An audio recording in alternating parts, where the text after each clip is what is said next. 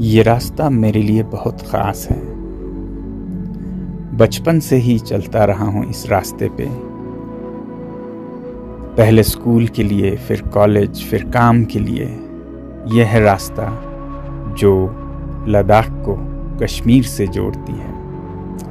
लेह से निकलती है, फिर कारगिल से होते हुए जोजिला दर्रे को पार करते हुए श्रीनगर पहुंचती है। इस रास्ते पे मैंने बहुत सफ़र किया है, ज़्यादातर हिंदी में, कभी कभी अंग्रेज़ी में भी, क्योंकि ये रास्ता आए दिन बंद होता रहता है। जब भी भारी बर्फ़बारी हो तो ये रास्ता बंद हो जाता है, और फिर 6 महीने के लिए तो दिसंबर से मई तक ये बंद ही रहता है, और इसके साथ कट जाता है लद्दाख सारी दुनिया से। मगर अब ऐसा नहीं होगा, क्योंकि इस रास्ते पे बन रहा है एक सुरंग, जोजिला टनल, और उसके साथ ही लद्दाख जुड़ जाएगा दुनिया से। जोजिला दर्रा दुनिया के सबसे ख़तरनाक दर्रों में से एक है मेरे ख्याल से। बहुत जानें ली हैं इस दर्रे ने, और अब जब सुरंग बन भी जाएगा तब भी उस सुरंग तक पहुंचने के जो रास्ते हैं उसे साफ रखने के लिए, क्योंकि बर्फ़बारी बहुत होती है 1-2 मंजिल तक की, उसे साफ रखने के लिए भी बहुत मशीनें लगेंगे, लोग लगेंगे, और खर्चा करोड़ों में होगा सालाना। और फिर प्रदूषण का, आलूदगी का क्या कहें, सैकड़ों टन कार्बन डाइऑक्साइड हवा में जाएगी इन मशीनों से जो इस रास्ते को साफ रखेंगे। तो आज मैं एक अलग ही मिशन पे इस रास्ते पे जा रहा हूँ, 300 किलोमीटर के सफ़र पर जोजिला दर्रे तक, वहाँ के टनल को देखने, और फिर ये देखने कि क्या बिना मशीनों के टनल तक पहुँचने वाले इन रास्तों को साफ रखा जा सकता है। आइए मेरे सफ़र में आप भी जुड़िए, अंग्रेज़ी के नहीं, हिंदी के सफ़र।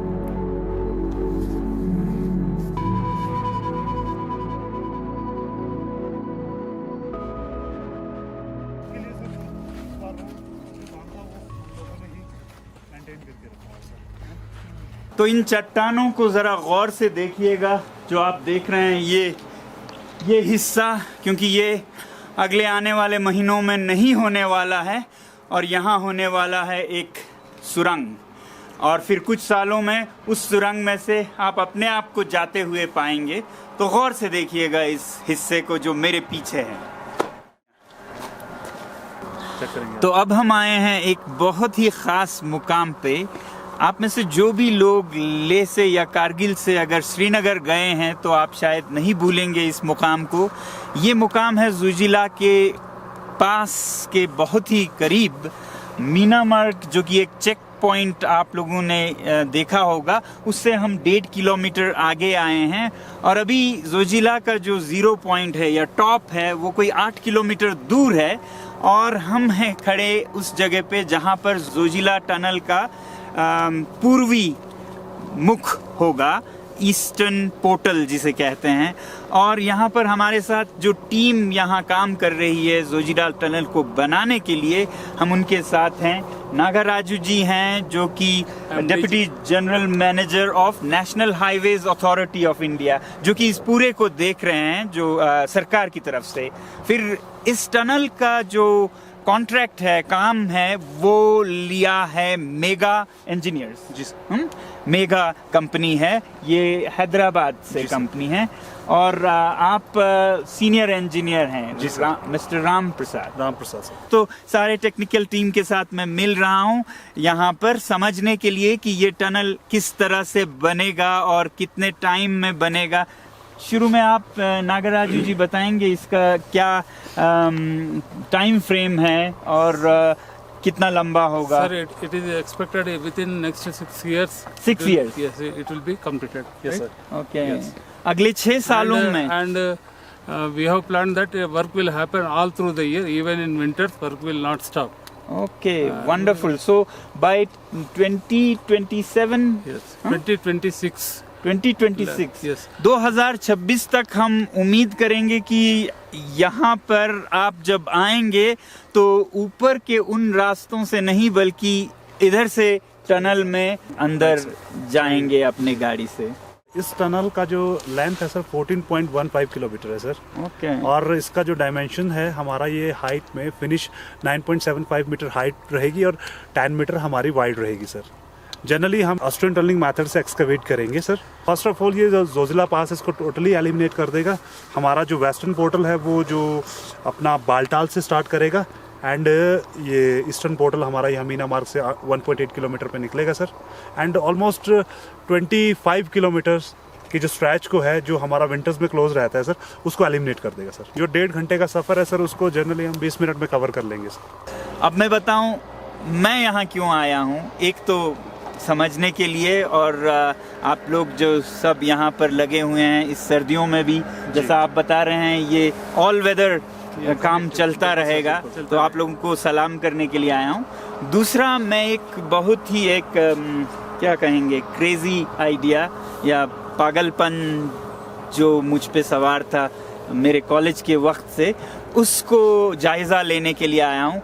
जब आपका टनल बन भी चुका हो तो आपके बॉटल नेक्स या रुकावटें होंगी यहाँ से कारगिल तक, यहाँ से द्रास तक यूं कहिए।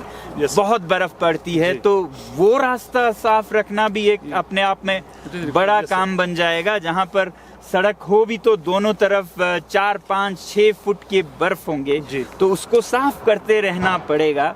तो इस टनल के लिए मैं इस आइडिया को इस तरह से देख रहा हूँ कि जो एंट्रेंस का 10 किलोमीटर या 15 किलोमीटर का रास्ता हो, उसे कैसे सस्ते में साफ रखा जा सके। अब कितने ही मशीनरी आपको लगाना पड़े कि हर बार बर्फ़ को हटाते रहें ताकि टनल तक पहुँचे, तो तभी टनल का इस्तेमाल कर सकते हैं। तो क्या हम ऐसा कर सकते हैं कि उस रास्ते में जहाँ 3, 4, 5 फुट बर्फ़ पड़ती हो और जिसको साफ करना बहुत महंगा हो, तो ऐसा आर्च्ड टनल, हॉर्स शू जैसा आपका आकार है टनल का, वैसा ही बर्फ का बनाया जाए। और एक बार अगर बर्फ जम जाए किसी भी तरह, वो मैं अभी डेमोन्स्ट्रेट करूंगा कैसे किया जा सकता है। एक बार बर्फ अगर जम जाए इस आकार में, यानी कि अंडाकार पैराबोलिक शेप में, तो उसके आकार में ही इतनी ताकत होती है कि फिर उसके ऊपर कितना भी वजन आप डालें वो सहता है। जैसे कहते हैं कि अंडे को अगर खड़ा रखें तो हाथी भी अगर पैर रखे तो वो नहीं टूटेगा। वो तो देखने की बात है, मगर ये बर्फ़ का जो है वो अंडे के छिलके से तो ज़्यादा मोटा और ज़्यादा मजबूत होगा, तो उसके ऊपर 5 फुट पड़े या 10 फुट बर्फ़ पड़े कोई असर नहीं होगा टूटने का। तो पहला जो 4-5 इंच का बर्फ़ है वो जमाना होगा। एक बार वो जम जाए अगर अंडकार में, और फिर उसके नीचे से गाड़ियाँ जा सकें।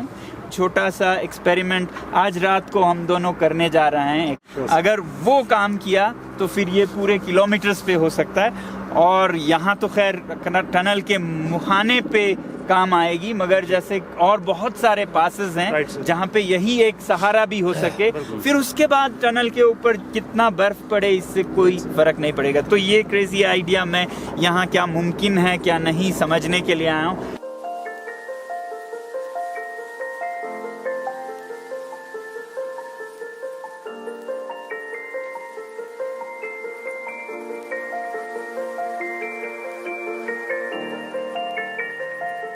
तो अभी मैं एक बहुत ही ख़ास जगह पे खड़ा हूँ।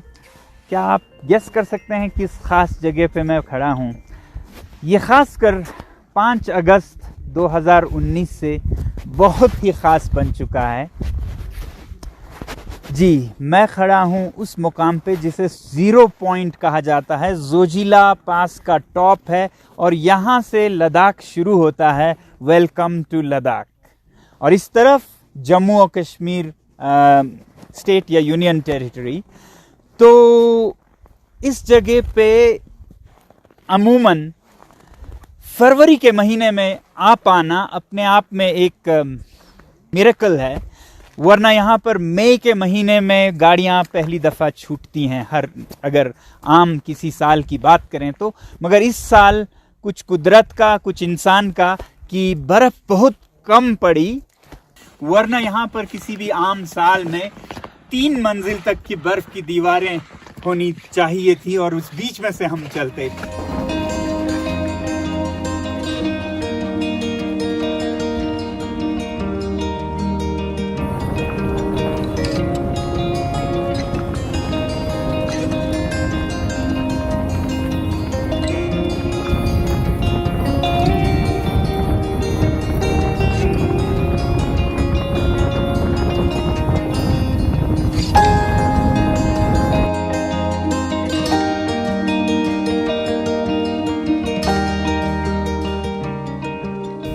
अभी शाम के 5:30 बजे हैं।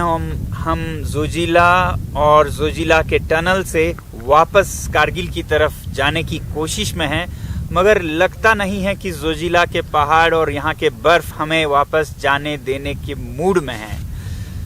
और अगर आपने सुना हो कि जोजिला लगभग खुल चुका है, श्रीनगर के लिए थ्रू हो चुका है, और फिर भी यहाँ से गाड़ियों को आने जाने नहीं दिया जा रहा है, और आप सोच रहे हो क्यों नहीं जाने दे रहे हैं ये लोग, तो वजह आपको मैं बताऊं, मेरे पैरों के नीचे है वजह। आप देख सकते हैं हम यहाँ फंस गए हैं, क्योंकि अभी अभी एक एवलांच ऊपर से आया और उसने इस सड़क को बंद कर दिया है। और ऐसे एवलांचेस अलग अलग जगह पे इस वक्त पे आते रहते हैं। इस वजह से जब तक ये रोड स्टेबल नहीं हो जाता, शायद इसीलिए अथॉरिटीज गाड़ियों को अभी छोड़ नहीं रही हैं, हालांकि रोड थ्रू हो चुका है। तो ये एवलांच 3 जगहों पे मैं देख रहा हूँ आया हुआ है, जिसने सड़क को बंद कर रखा है, और हम इंतज़ार कर रहे हैं कोई इमदाद, कोई मदद आए और इस सड़क को खोल दे और फिर हम आगे जा सकें। मदद हमने बुला ली है।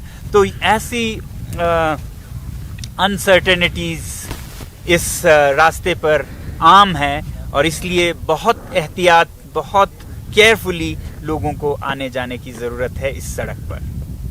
जान बची लाखों पाए, किसी तरह हम रात होते होते निकल सके।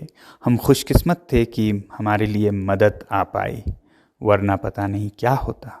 तो इससे पता चलता है ऐसे आइस टनल्स की महत्व क्या है, क्योंकि ऐसे एवलांचेस उस टनल के ऊपर से ही फिसल कर निकल पड़ती। बहरहाल हम अब कारगिल की तरफ जा रहे हैं और वहाँ रात गुजारेंगे। तो अब हम वापस आ गए हैं कारगिल जोजिला से और अपने सेकमोल अल्टरनेटिव स्कूल में। यहाँ पर अब हम एक छोटा सा प्रयोग, एक्सपेरिमेंट करेंगे कि ये आइस आर्चेस, बर्फ के गोलाकार जो वजन ले सके नए बर्फ का, बनाए जा सकते हैं कि नहीं। तो आर्च का एक मैंने सांचा लिया है और इस पे सीधा बर्फ जमाएं, वो तो समय लेगा। तो एक आसान तरीका हो सकता है कि हम स्पंज को ले। मैंने स्पंज के मैट्रेसेस लिए हैं जो कि पानी जब हम डालें तो सोख लेगी, और फिर ये पानी जब जम जाए तो ये पूरा स्पंज गोलाकार में सुबह जम के हमें मिले। तो मैं अपने साथियों के साथ इसमें पानी डालने जा रहा हूँ, एक तो स्पंज में और दूसरा रुई में, दोनों हम देखेंगे। हम अब इसमें पानी डाल के इसमें पानी सोखे और फिर रात को हम इसे छोड़ेंगे, देखेंगे कि सुबह ये कैसे जमता है। और अगर हम ये इसके शटरिंग को हटा दें तो फिर ये बर्फ रहता है या नहीं। तो स्पॉन्ज के मैट्रेस की तरह ही ये मैं कपास, कॉटन के मैट्रेस के साथ एक्सपेरिमेंट कर रहा हूँ, क्योंकि स्पॉन्ज उतना पानी सोख नहीं पा रहा था और कॉटन शायद ज़्यादा सोख करे। या फिर आप में से किसी को अगर ऐसे ऊनी या फ्लफ़ी चीज़ों के बारे में पता हो जो पानी ज़्यादा सोख कर सके, और जब वो पानी फिर जम जाए तो फिर हम ये फॉर्म वर्क जो सांचा है उसे हटा दें और रह जाए सिर्फ बर्फ का एक गोलाकार जो वज़न उठाने के सक्षम हो, और फिर आगे जाकर यही बर्फ का गोलाकार स्नोफॉल या बर्फ जितना भी पड़े उसका वज़न आसानी से उठा सके और नीचे से इस टनल के गाड़ियां चल सकें। दोस्तों, ये बस एक कल्पना थी, एक तसव्वुर था। रास्ता अभी लंबा है, मगर क्या खबर, ये एक सच्चाई भी बन सकती है, क्योंकि हर सच्चाई कभी न कभी एक कल्पना ही थी। तो सफ़र जारी रहेगा। आप अपना ख्याल रखिएगा। जय हिंद।